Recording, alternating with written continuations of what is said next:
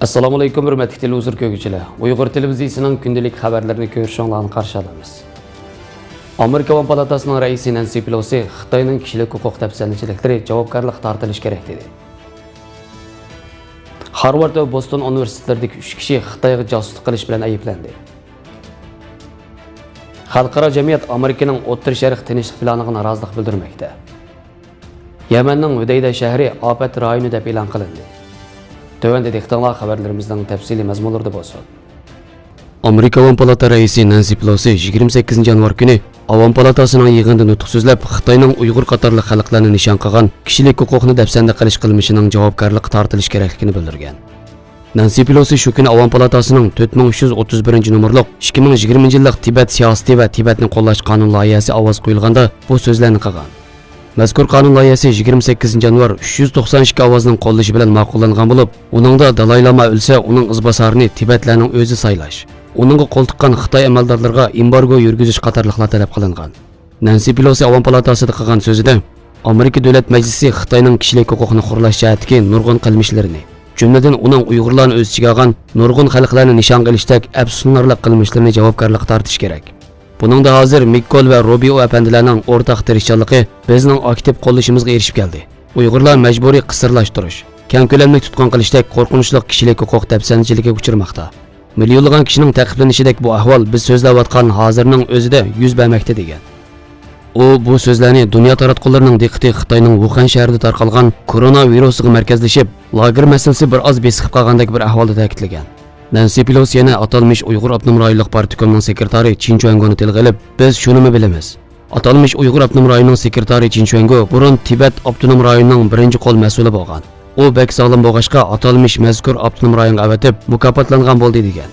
Nancy Pelosi Uyg'ur kishilik huquq qonun loyihasini qo'llab, uning mazmuniga ba'zi kuchli moddalarni qo'shishni talab qilgan siyosiylarning biri. Mazkur qonun loyihasi o'tgan yili Avam palatasida ma'qullanib, Kengash palatasiga sunilgan.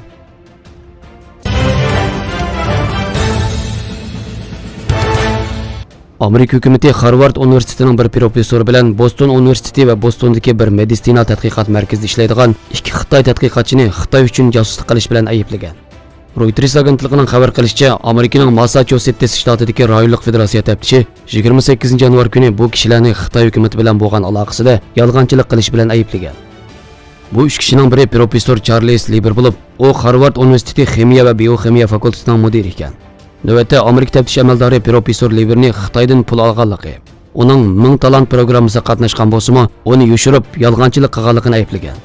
Xabarda qolgan ikki kishining Xitoy fuqarosi ekanligi, Yiyanchang ismli Xitoyning Boston universitetida robot, ya'ni mashina odam tadqiqotchisi, Jing Zaosong ismli yana birining Bostondagi Beth Israel Deaconess meditsina markazining rak tadqiqotchisi ekanligi ilgari surilgan.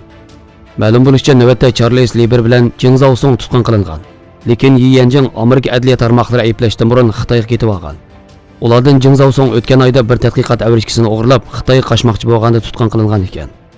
Massachusetts shtatidagi rayonlik federatsiya taftishi Andrew Liling 28 yanvar kuni o'tkazgan axborot yig'inida mazkur josuslik voqeasini bu Xitoy hukumati o'zining strategiyalik bo'shliqni to'ldirish uchun atrofliq o'rlashtirgan harakatdir degan. Ma'lum bo'lishicha, Yiyanchang Xitoyning ozodlik armiyasining leytenanti bo'lsa-mu, lekin u o'zining salohiyatini yushirgan. Amerika taftish amaldori bu ikki Xitoy fuqarosini chet el hukumat agenti deb ayblagan.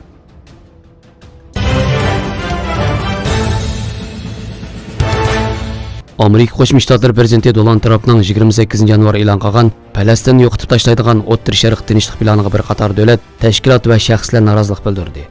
Iordaniya tashqi ishlar ministrligi Falastinning parchalanishiga sabab bo'lgan tinchlik planiga qarshi ekanligini, poytaxti Sharq Quddus bo'lgan Falastin davlatining qurilishini cho'rlaydigan ikki davlatlik hal qilish chorasining masalani hal qilishning birdan-bir yo'li ekanligini bildirdi. Amerikalik demokratik qanot parlament a'zosi Chris Murphy bo'lsa, atalmış tinchlik plani deb atagan Falastinni parchalashni nishon qilgan planning tinchlik musofasini uzun yil orqaga surib etadiganligini aytib ogohlantirdi. Rossiyaning bu vaqtdagi bayonotida prezident Vladimir Putinning O'rta Sharq va Afrika ishlariga mas'ul alohida vakili Mikhail Bogdanov e'lon qildi.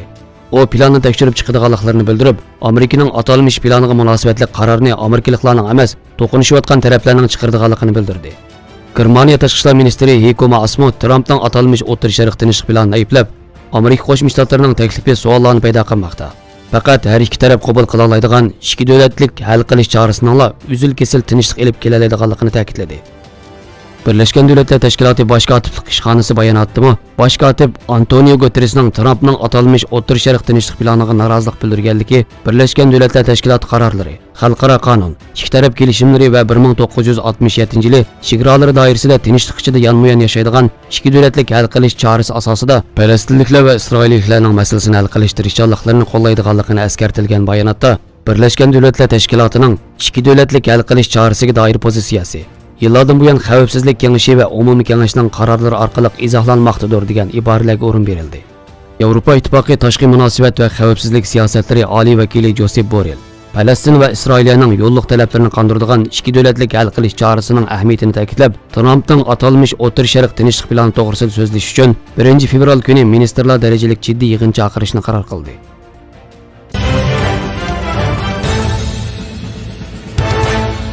Yemende Husila davlatining g'arbidagi Hudayda shahrini tarqalishchan kasalliklar sababidan ofat rayoni deb e'lon qildi. İran qo'llayotgan Husilaga oid Al-Masira xabarlar to'g'rining Husilaning atalmış hukumatining Sahiyya ministri Taha Al-Mutawakkil manbasining ko'rsatib xabar qilishicha, Hudayda shahrida 2019-yili taxminan 1 million kishi bezgaklik kasali bilan, 1 milliondan ortiq kishi xolera kasali bilan, 76 ming kishi dengi qizitmasi bilan yo'qolgan.